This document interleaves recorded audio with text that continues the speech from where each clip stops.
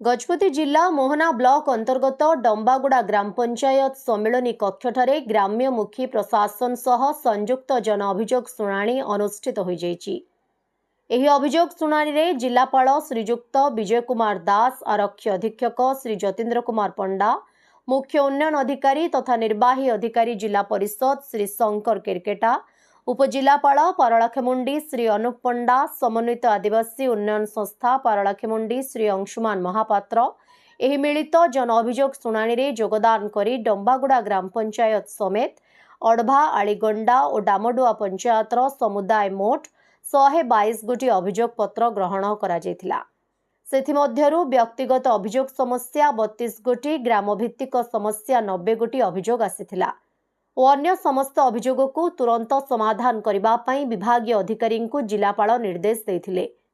आजिर एही अभियोग शुणाणी शिविर रे प्रधानमंत्री आवास योजना, सामाजिक सुरक्षा, जमी पट्टा, मनरेगा, गृह निर्माण,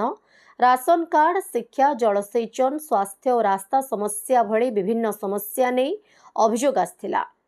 आजिर ग्राम्य मुख्य प्रशासन सह संयुक्त जन अभियोग शुणाणी समय रे मोहना पंचायत समिति अध्यक्ष श्रीजुक्त राजीव सबर, स्थानीय गोष्ठी उन्नयन अधिकारी श्री राजीव दास, तहसीलदार, जिला मुख्य चिकित्सा और जनस्वास्थ्य अधिकारी, जिला सामाजिक सुरक्षा और भिन्नक्षम सशक्तिकरण अधिकारी और स्थानीय सरपंच और जनप्रतिनिधि समेत समस्त जिला स्तरीय अधिकारी गण अभियोग शुणाणी रे उपस्थित थिले।